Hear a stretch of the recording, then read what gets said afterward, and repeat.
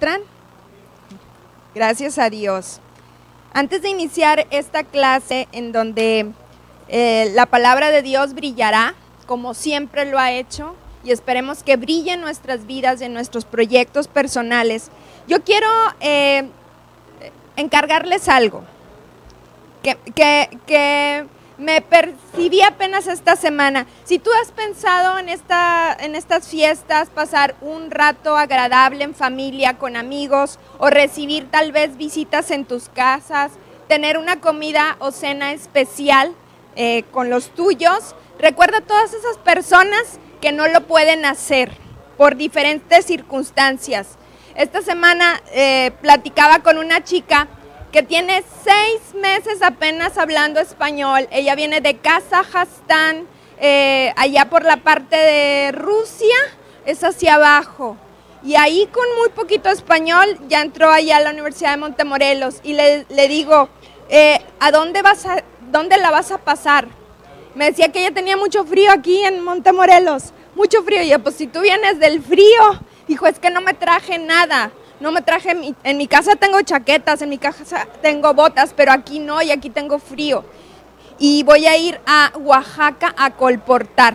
En estas fechas, mientras tú y yo estemos cómodamente, cálidamente, muchos chicos como ella van a estar tocando las puertas para poder solventar su proyecto educativo. Así que, hermanos, les encargo en sus oraciones a todos esos chicos y chicas que la van a pasar pues con tal vez penurias, ¿verdad? Y ahí es donde valora uno que tenemos muchas cosas por las cuales agradecer. Y pues hoy vamos a ver uno de los capítulos más sombríos de la Biblia. Más sombríos porque no estaba dentro de los planes de Dios la destrucción de su amada Jerusalén. ¿Qué dijo Jesús alguna vez?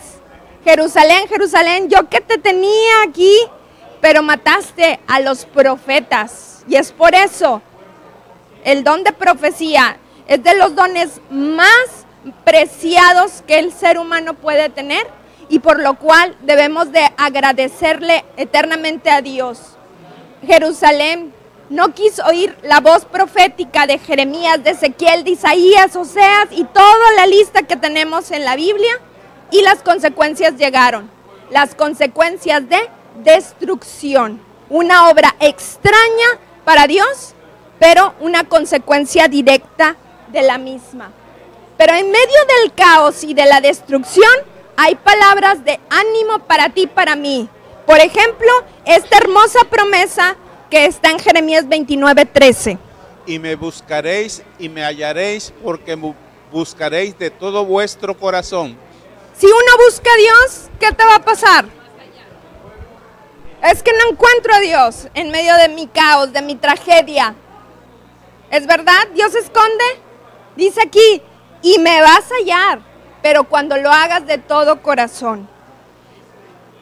Hermanos, el exilio en Babilonia, con todo lo que implica, yo creo que esta lección en particular, en el tiempo que nos ha tocado vivir en este 2015, nos hemos puesto a pensar más en lo que implica un exilio. ¿Cuántas personas de Siria están tratando de que un país los abrace por la situación política que está pasando? Y tú puedes ver, ahorita vamos a ver una foto de lo que sufren las familias. Te vas a la aventura con tus niños, con tus maletas o lo poquito que tengas, y a pasar hambres, fríos, peligros. Hay países que dicen, no, por el terrorismo, no puedo abrirte la puerta por más que quisieras. Y todas esas escenas, conjúntenlas en su cabeza para dibujar lo que pasó el pueblo escogido de Dios en sus diferentes exilios. Y en este caso, vamos a ver el exilio en Babilonia. ¿Fue duro para el pueblo de Dios? Sí, no eran vacaciones a Cancún. Era un exilio, dejar todo atrás con los tuyos y ver tal vez cómo era destruida tu casa. Hermanos, Dios siempre envía un mensaje profético en medio de una crisis. Y quiero preguntarte algo. ¿Será que estamos viviendo en una crisis como humanidad? Definitivamente que sí. Y en medio de las crisis que a veces llegan a cada una de nuestras vidas, a veces las preguntas surgen en nuestra mente y nos empezamos a ahogar. Por ejemplo, hay gente que dice, ¿por qué vi morir a mi papá de esta enfermedad? Se fue consumiendo hasta que murió. Yo oré al cielo y le pedí a Dios que hiciera un milagro y aparentemente Dios no me escuchó. ¿Por qué vi a mi hijo consumirse por el cáncer? Yo creo que es uno de los cuadros más dolorosos. Pedir por un niño, una niña, y el niño se murió. ¿Por qué no conseguí trabajo? O el que yo quería. Tengo trabajo, pero ese no quería, Señor. Yo quería aquel, el que más me convenía.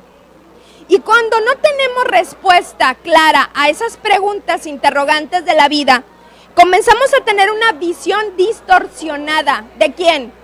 ¿De las circunstancias o de Dios? ¿A quién le echa la culpa? La gente. A Dios.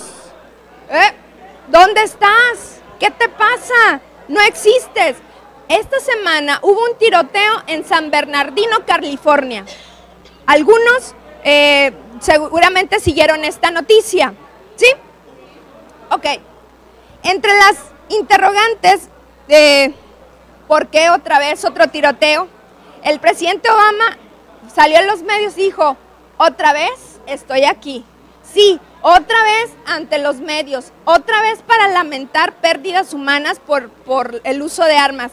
Sí, otra vez, van 13 veces en lo que lleva de presidente, hablando de lo mismo. Y otra vez ustedes cubriendo la nota. Parece ser que lo mismo y lo mismo. Y un diario, Daily News específicamente, sacó este encabezado. Dios no está arreglando esto. Dios no está arreglando esto. Díganme si no es provocador. ¿Será que Dios está haciéndose de la vista gorda y está permitiendo que este mundo se vaya al naufragio? ¿Dios no puede arreglar los problemas de este tipo? Dios siempre envía un mensaje en medio de una crisis. Está en nosotros si escuchamos o no ese mensaje. Dios no quiere arreglar los asuntos humanos, las alacenas vacías de algunas casas, las deudas, la enfermedad que ha llegado a nuestras familias. Dios no querrá arreglar todo eso con su poder. Sí. Y entonces, ¿por qué tenemos esa visión tan distorsionada? Miren lo que llegaron a expresar los judíos, y por eso era como una justificante de sus múltiples pecados. Vayamos a Ezequiel 8:12, que dice así. Y me dijo, hijo de Adán, ¿ves las cosas que los ancianos de Israel hacen en tinieblas, cada uno en sus cámaras de imágenes pintadas?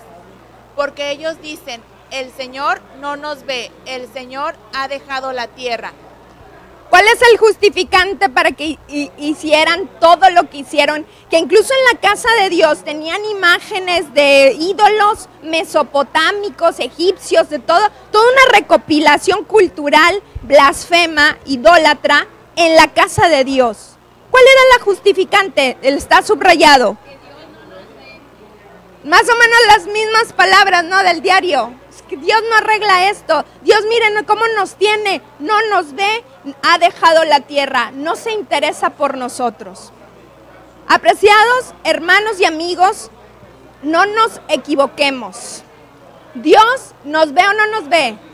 Dice el primer pasaje que vimos, y me buscaréis y me hallaréis, pero si me buscas de todo corazón. A veces nosotros queremos imponer agendas o desobedecer sin tener la cosecha de nuestras consecuencias.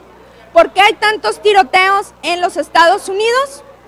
Tú puedes decir, porque hay armas, las venden como golosinas, porque los chicos no quieren saber nada de Dios, porque hay drogas en las calles. Y esa es la consecuencia de olvidarse de Dios. ¿Dios tiene la culpa? No, no hemos buscado a Dios. Y cuando las cosas salen mal, entonces ahora sí. ¿Por qué? ¿Qué te pasa? Eres un ser irreal, irreflexivo, inexpresivo, insensible, inefectivo para nuestras vidas. Y si eres así, no queremos saber nada de ti. Eso es lo que mucha gente argumenta en nuestros días. La dureza de un exilio. Miren estas caras para el que los puede ver. Las caras de angustia de familias agarrando sus pocas pertenencias o nada de pertenencias, porque a veces no puedes cargar más que a tus hijos, ahí los ancianos cargándola a ese pasito que tanto puedas avanzar en el día. Nada, sin agua, sin comida, sin dinero. Eso es lo que pasó a Israel. Y entonces Israel pensó que Dios se había olvidado de ellos, que habían dejado de ser el pueblo escogido de Dios. Pero hermanos, miren lo que dice el camino a Cristo. Si tú conoces en este momento a alguien que ha dudado de la misericordia y de los planes de Dios para su vida, miren lo que dice en la página 55. Alguien que lo lea, por favor. Nada puede destruir más a nuestra alma que el tener un concepto equivocado de nuestro Padre Celestial. Él aborrece el pecado, mas ama al pecador. Gracias.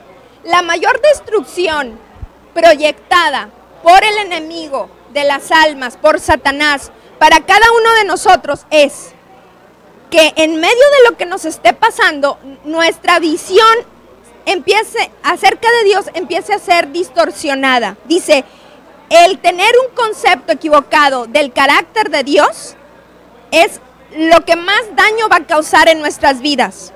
Entonces, ¿qué le recomiendas a una persona que está pasando por una circunstancia muy difícil? ¿Qué? ¿Que reniegue?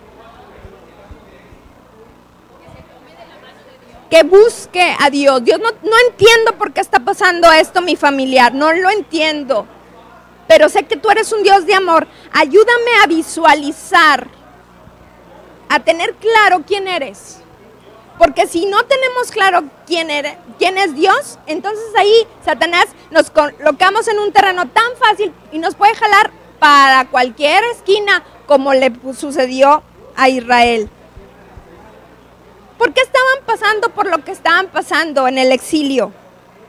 Te pregunto, ¿los castigos de Dios son una expresión de enojo o de amor? De disciplina. ¿Por qué? No nos gusta, al mundo cristiano en particular, en estos días, las iglesias que nos dicen que todo nos va a ir bien porque somos cristianos y porque Dios es poderoso y es amoroso, distorsionan varios conceptos, porque cuando vienen las crisis de la vida, esa gente dice, es por pecado, más o menos lo que decían cuando tiempos de Jesús, nació un niño enfermo, lisiado y paralítico, algo han de haber hecho sus padres. Y a veces no es así tan expresivo. El castigo de Dios, entonces, tiene un propósito. Vayamos a Apocalipsis 3:19, un texto que no muchas personas les gusta leer, pero vamos a entenderlo. Dice, yo reprendo y castigo a todos los que amo, sé pues celoso y arrepiéntete. ¿A quién castiga Dios? Levanta su mano por colocar una figura. Y luego dices, no, Dios, no. Pero dice, yo reprendo y castigo a quienes, a los que amo. Sé pues celoso y arrepiéntete. ¿Nos gustan los castigos? Si tú le preguntas a un niño, dice, no, por favor, no, dame otra oportunidad, pero no quiero castigo. A nadie nos gustan los castigos, pero hay que entenderlos en el concepto del amor. Dios no era su proyecto que el pueblo de Israel pasara lo que pasó en Babilonia, en Medo-Persia y en todos esos lugares, los asirios, cuando los llevaron y tomaron cautivos. Claro que no era el propósito que estuvieran ahí de esclavos en Egipto, no. Pero ahí había un concepto de amor que tal vez en muchas generaciones no lograron entender. El propósito de toda verdadera disciplina. Yo quiero preguntarles a los padres presentes, ¿por qué disciplinaron o disciplinan a sus hijos? ¿Cuál es su propósito? Que caminen por el otro camino que no andaban ahí, sino por el del bien. ¿Por qué disciplinan a sus hijos? Por amor. Y cuando nosotros entendamos el por qué Dios nos disciplina, todas estas lecciones van a caer en su propio peso. Miren, hay 3 propósitos básicos por qué Dios disciplina a sus hijos. Para hacernos comprender nuestra culpa si estamos cerrados. 2, para que tengamos dolor por la vida del pasado. 3, para animarnos a un nuevo proceder. Y si el Padre humano tiene ese concepto de disciplina y lo aplica en sus casas, ¿por qué te sorprende que Dios, el Padre Celestial, lo aplique a sus hijos? Con mucho mayor sabiduría y con alcances de mayor trascendencia. Algunos decían que si todas las personas que ahorita están en la cárcel hubiesen sido disciplinados, muchos de ellos no estuvieran allí, estuvieran en otro escenario. Pero porque no hubo freno, no hubo disciplina, entonces siguieron su camino de destrucción.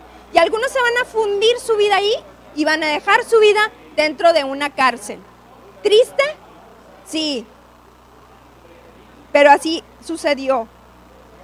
En el pueblo de Israel, de Judá específicamente, a veces les pasaba lo que nos puede pasar a nosotros cuando pensamos que los asuntos del celestiales están muy lejanos a los asuntos terrenales, que Dios no interactúa con sus hijos.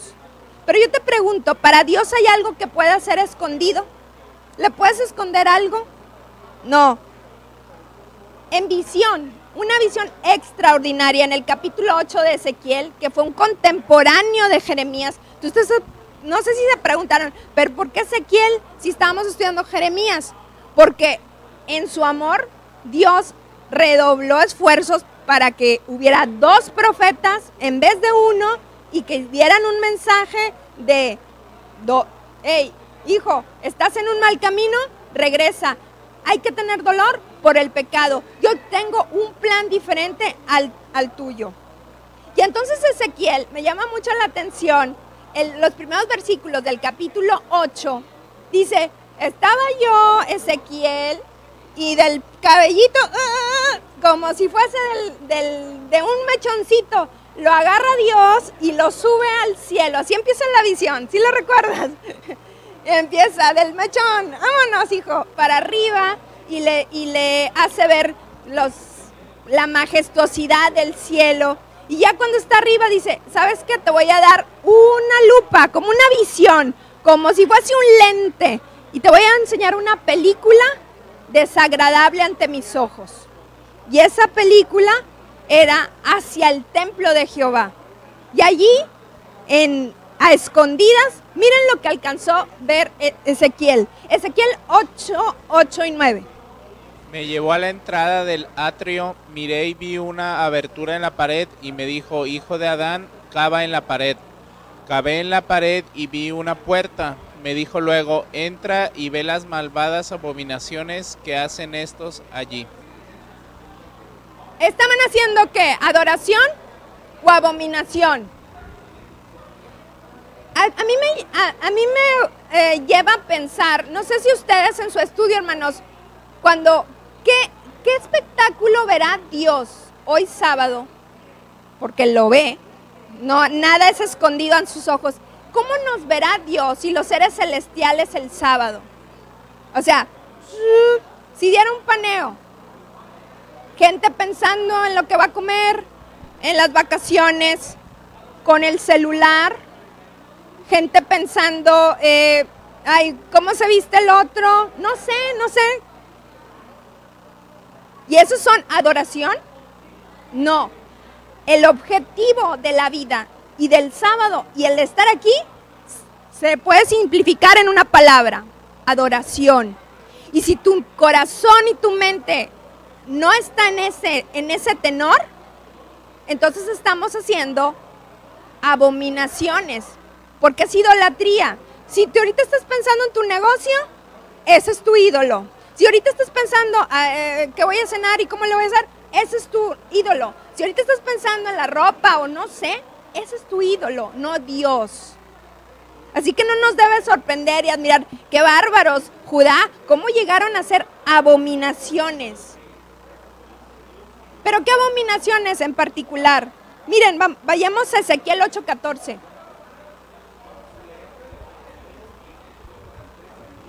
Me llevó a la entrada de la puerta norte de la casa del Señor, y había mujeres sentadas llorando a Tamuz. Si ustedes vieron, había día de la lección que hablaba del Tamuz. Todo un día y estudiamos qué era, y sacando un poquito datos, Tamuz, ustedes lo pueden ver allí, era el dios de la mesopotámico, de la vegetación, de las pasturas, de los rebaños. ¿Y saben qué le pasaba a Tamuz? Según la mitología, moría anualmente y descendía al mundo de los muertos. Y por eso se hacía como un duelo y lloraban y se lamentaba la gente porque el dios de la vegetación había muerto. Y por eso veían que los árboles, me imagino que en tiempo de otoño, pues van perdiendo lo verde y decían, es que ya se murió. Díganme si no es ilógico. Y que un hijo de Dios participe de esos duelos.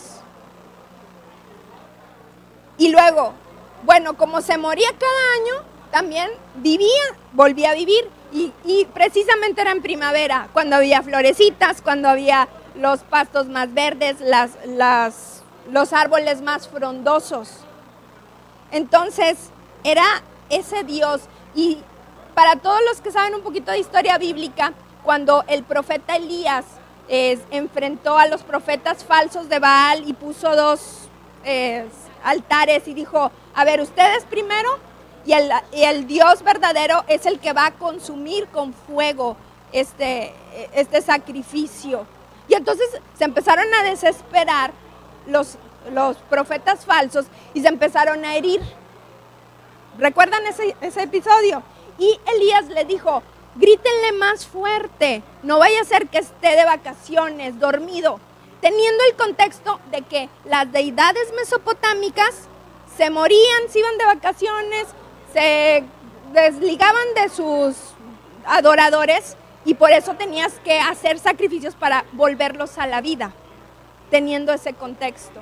Entonces, hermanos, antes de criticar y decir qué bárbaros, nosotros, cuando nos ponemos muy, muy tristes por alguna situación y nos echamos a la cama y a llorar, dice el Camino a Cristo específicamente, dice, es como si negáramos que nuestro Dios vive. Hacemos lo mismo cuando nos echamos así en desesperación total. Fíjense lo que dice Mensajes Selectos. ¿Alguien lo quiere leer, por favor? Es la carencia de Cristo lo que entristece el rostro y hace de la vida un peregrinaje de suspiros. La alegría es la clave de la palabra de Dios para todos los que la reciben.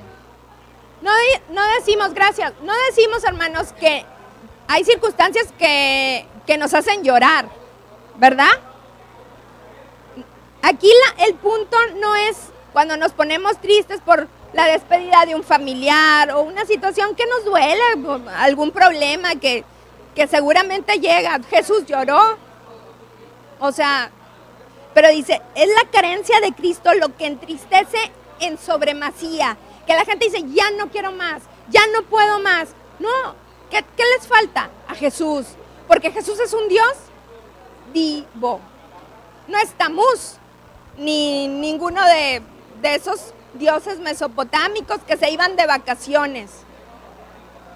Dice, es la alegría la clave de la palabra de Dios. Cuando tú eres un ferviente estudiante de la Biblia, aún en medio de las peores circunstancias que puedas pasar, va a haber una chispa de esperanza y de alegría en el corazón. ¿Por qué estamos tan sombríos? ¿Por qué somos tan apáticos? Hermanos, ahí está. Porque nos falta relación con un Dios vivo. Somos mucho de formas, ¿sí? Formalismos, pero no ha nacido esa chispa de un Dios vivo. Y nos copiamos como los mesopotámicos, ¿verdad? Que hacían duelo y que Israel incluso participaba. Cuando Jeremías, ahora vayamos al caso de Jeremías, fue fiel en dar sus mensajes, lo azotaron, lo metieron preso, y en esta ocasión, en esta semana, vimos que lo agarraron y lo metieron a un pozo sin agua, por cierto, un pozo que estaba lleno de lodito, pero el lodo ya, o sea, cieno es podrido. ¿Y cuál fue la experiencia del hombre de Dios allí? Bueno, vayamos a Lamentaciones, que es otro libro de Jeremías, para ponernos un poquito a tono. En Lamentaciones 3, 53 y 54, para ponernos un poquito en los zapatos de Jeremías. Sofocaron mi vida en una cisterna y pusieron piedras sobre mí. Aguas cubrieron mi cabeza y dije, estoy perdido. Yo creo que todos nos hemos identificado con este cuadro de Jeremías. Cuando algo nos sentimos que nos hundimos en un pozo así lleno de lodo y no nos podemos mover, ni para arriba ni para abajo, y ya no nos podemos mover. Y Jeremías le pasó eso y dijo, estoy perdido. Dios, fui fiel, mírame dónde estoy. Y ahí te deja Dios, hermanos, ahí te deja Dios. Si has sentido su mano que dice, hey hijo, vamos para arriba. Es hermoso la contestación de Dios en nuestras vidas, porque esos son los testimonios. Dice el manual de iglesia que el momento del culto divino deberíamos de tener un espacio de testimonios de cómo Dios actúa en la vida de las familias, y eso sería sumamente enriquecedor, porque serían testimonios de gratitud, gratitud, gratitud, gratitud, porque todos los que han tenido un contacto con Dios y han dejado trabajar a Dios en sus vidas tienen algo que contar, ¿verdad, hermanos? Tienes algo que contar. Al ver atrás el 2015 dices, Dios, gracias porque mira, esto. Sería maravilloso escuchar tantos testimonios. En una iglesia tan grande a veces se dificulta esta dinámica, por eso se deja hasta fin de año. Pero allí, cuando tú digas, como Jeremías, estoy perdido, mírame en el pozo, Dios, mira, he sido fiel. ¿Qué le pasa al fiel? Vayamos a Lamentaciones 3:57. El día que te invoqué, te acercaste y dijiste, no temas, Señor, abogaste por mi causa, redimiste mi vida. El día que ¿qué? El creyente debe estar completamente impregnado de una vida llena de la palabra de Dios, porque eso es lo que te va a dar vida, pero también de oración. Y aquí la oración es la que nos puede decir, Señor, te invoqué, oré a ti y tú me dijiste, ¿qué me dijiste? ¿Qué me dijiste? No temas. Señor, abogaste por mi causa, redimiste mi vida, o sea, la rescataste. Hermanos, a veces pensamos que las pruebas que nos estamos sometidos están durando demasiado tiempo sin trabajo, demasiado tiempo mi familiar enfermo, demasiado tiempo con una crisis económica que parece que está lacerando las finanzas de nuestras casas y no vemos el fin.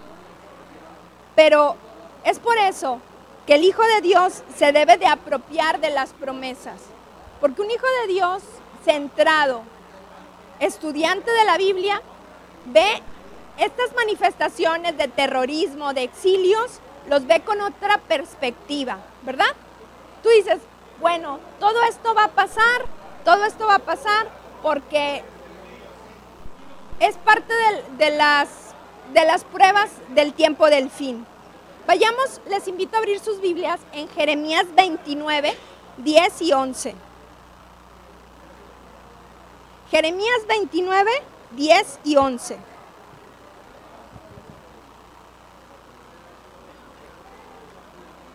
Dice así, así dice el Señor, cuando Babilonia se cumplan los 70 años, os visitaré y despertaré sobre vosotros mi buena palabra de volveros a este lugar.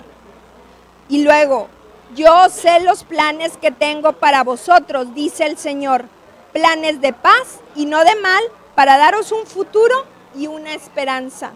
¿Cuánto tiempo iban a estar en el exilio? Aquí están 70 años. ¿Se te hace mucho?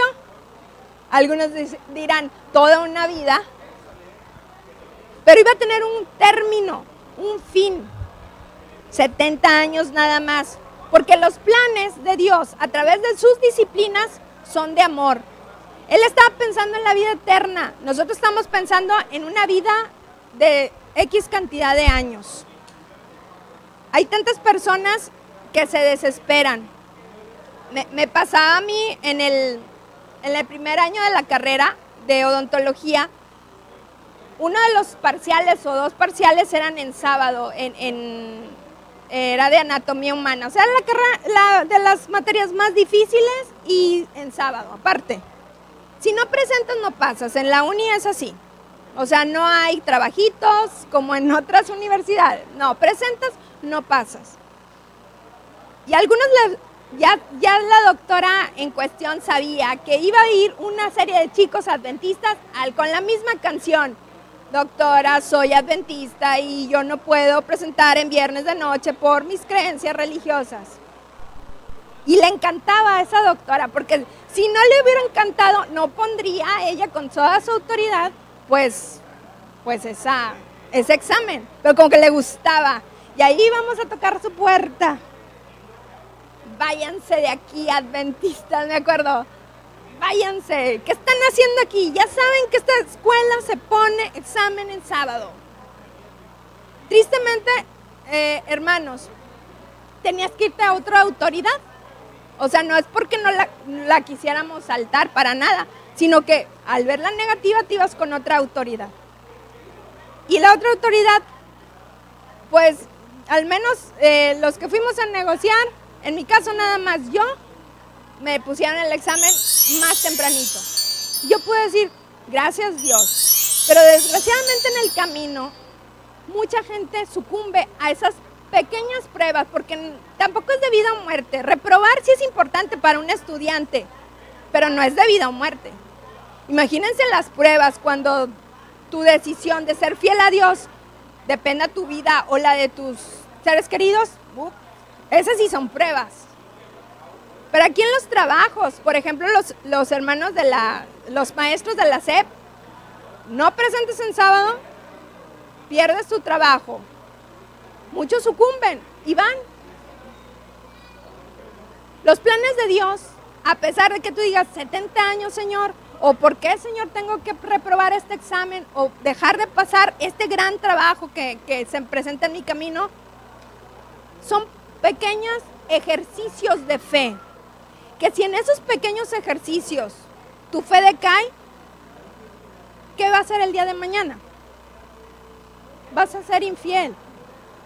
Y si tú en el pasado tus rodillas se han doblado y has fracasado, es tiempo de mirar a un Dios de amor, de justicia, de juicio, de misericordia, que tiene planes maravillosos para nosotros. ¿Ustedes lo creen así? ¿Sí? Yo creo que sí. El punto importante con el cual iniciamos es que debemos de buscar a Dios, como nunca antes lo has buscado. Porque cuando lo busques con todo tu corazón, Dios te va a decir, hijo, van a venir pruebas. pero tú sé fiel hasta la muerte. Como Jeremías, que decía, estoy perdido, Señor, y aquí ya, ¿quién me va a sacar? Todos me odian arriba. Están seguramente arriba. Bien. Todos me odian. Y creo que ahí escribe que hasta una piedrita le echaron para que no se escapara. Estoy perdido. ¿Pero quién lo tomó de la mano? Dios. A Dios no se le dificulta ninguna piedra, ningún pozo, ninguna prueba. Pero búscalo de todo tu corazón. Ya entrégate a Dios. Ahorita les voy a decir en la hora de los anuncios, si no lo leyeron, lo que pasó en ese tiroteo de San Bernardino, de un testimonio de una hermana adventista que fue balaceada en ese testimonio. Se los adelanto porque todavía tenemos tiempo. Decía, después de su cirugía, la hirieron en la pierna, en el brazo y en la cabeza. Salió de cirugía, lo primero que dijo fue, mamá, hay que buscar la forma de dar testimonio de Jesús. En esa circunstancia. Así que en cualquier circunstancia que estés, busca cómo llevar a otras personas a Jesús. Entrégate tú, tu vida entera, de todo corazón, y vas a ver que vas a salir de ese pozo. El punto es que lo hagas con toda la confianza en Dios. Que Dios te bendiga, hermano, y preparemos nuestro corazón para participar de la siguiente parte del culto. Dios te bendiga.